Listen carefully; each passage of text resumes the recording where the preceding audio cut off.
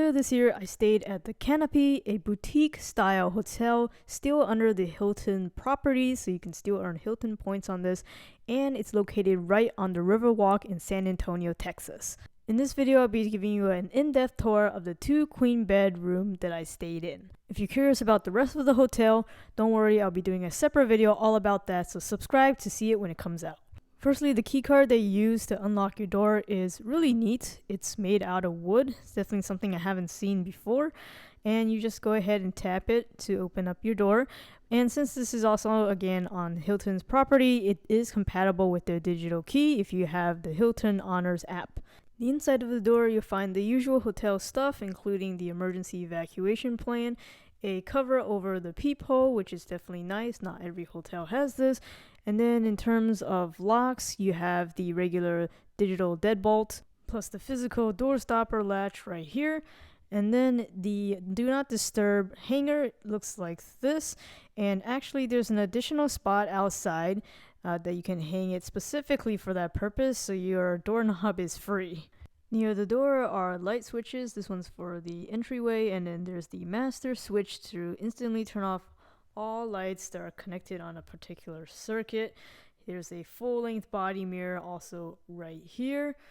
And something, if you haven't noticed already, is there's a lot of exposed concrete, and it's really by design. You can see even the floor is just exposed concrete, which honestly was kind of a shock to me, especially with the name Canopy. I'm thinking like greenery, foliage, but you get, I guess, a concrete jungle here. There are also no closets, so everything's kind of exposed. Like here's your clothing rack. You can see there are 3 stubs there, maybe to hang your jacket, and then you have a few hangers with pant or skirt clips, also right here on this rod. And all of that is a little bit on the higher side. If you're on the shorter side like I am, it's a little bit hard to reach. But there's another horizontal bar closer to the wall there. And then this section area is your luggage holder. And we have some storage, laundry. This is a little bit on the higher end, so you do have to pay to do laundry or dry cleaning services. There's no laundry room.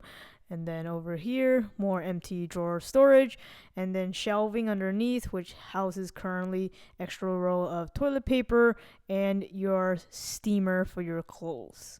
Shelf underneath that is completely open, so maybe you can put your shoes. Then over here we have our espresso maker. They have a few different options.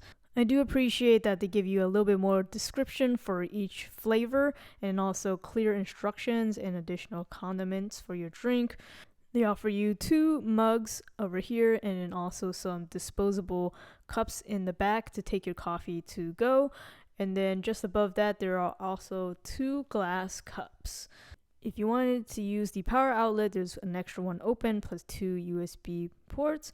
On the top here is where you can locate the safe. Towards the bottom, there is what looked like to be another drawer, but it's just for decoration, I guess. This one on the very bottom, though, does pull out to be a pretty deep slide-out drawer. And that's pretty much the extent of your dresser storage. So that's all the space that you really have to put your luggage, for the most part, or clothes. And then we move on to the bathroom area. The tall vanity mirror is outlined with some nice rim lighting. And on the wall here to the left where the switches are, you have a rack that you can hang your towels. You have a few sets of hand towels, face towels right there. And then on the bottom are the body towels. One of the floor mats is already laid out for you. And over here you find the tissue box, which is kind of a strange placement to put the tissue box down here. But in terms of storage here, we have one empty drawer to the right, and then to the left you'll find the hair dryer, which you can plug into the wall outlet over here. And then there's additional places to put your stuff built into the wall. Then on top of the vanity, you'll find a makeup mirror, and next to that is a metal container which is already showing some signs of rust, and all it contains is literally makeup remover wipes. Here's the faucet. It even has a ball joint for you to pivot the angle for some reason. It's not a pull-out faucet or anything, but at least it's a little bit customizable there. You have big bottles of hand wash and body lotion. Then moving on to the toilet and shower area, which can be divided by this non-lockable sliding barn door. Here you can do your business. The toilet paper is right here, and then the small trash can is just next to the toilet. And the shower mat is rolled up over here. There's one body towel hanging on the handle of this walk-in glass shower. Additional hooks can be found on the wall so you can hang up your clothes and other items. Your own light switch is right here on the wall. And then walking into the shower, you can see there's a little bit of a ledge towards the back, so you can like sit down or put stuff there. But then the actual faucet knobs are right here on the back wall, which is a little bit different from other hotels I've stayed in.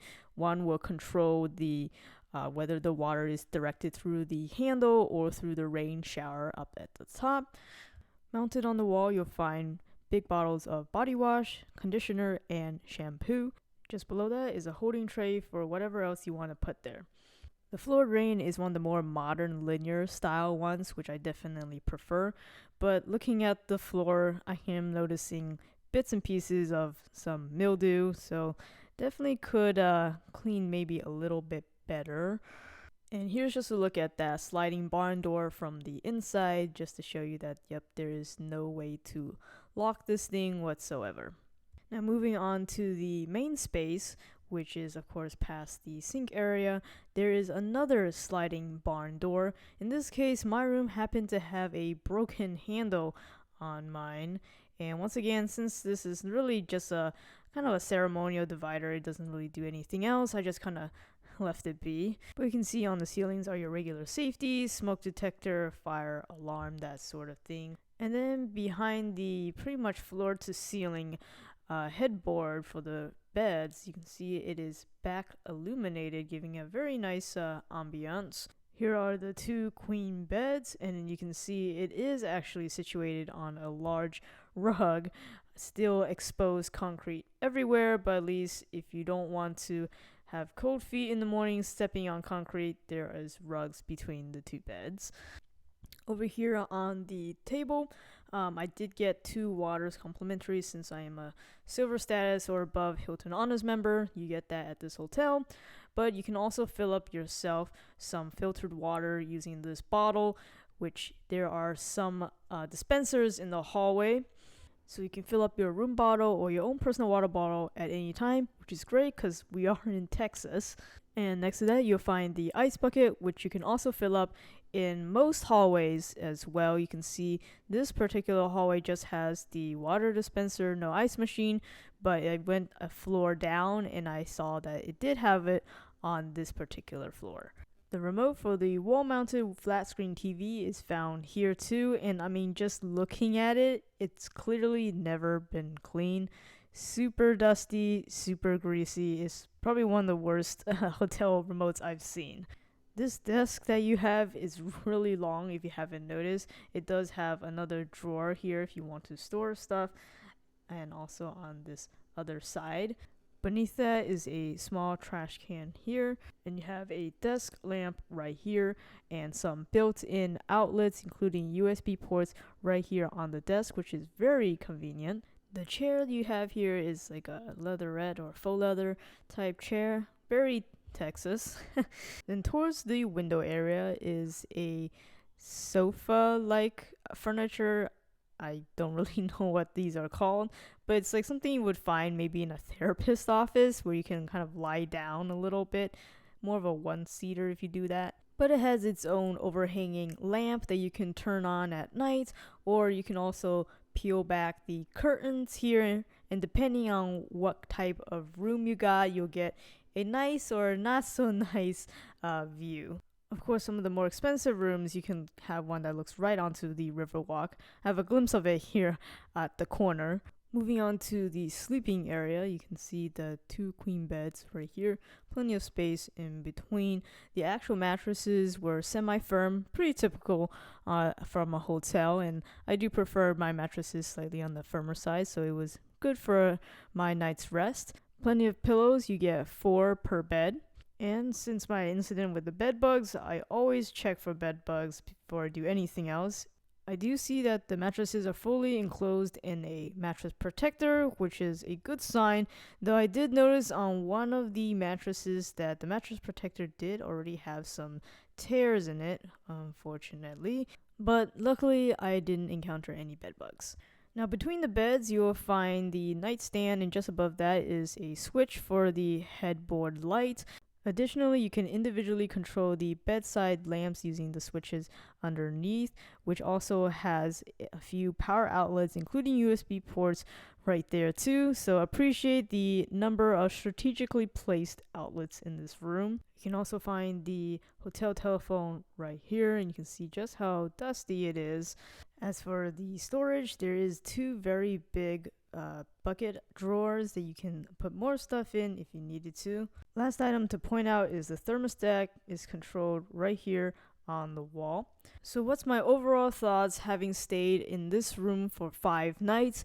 Well, to be honest, the decor really isn't my cup of tea, especially not the exposed concrete floor. It just looks dirty in my opinion, and to be honest, if you look carefully, it is in fact quite dirty. To me, it just lacks that homey feel. Also not a fan that the bathroom door is not able to lock.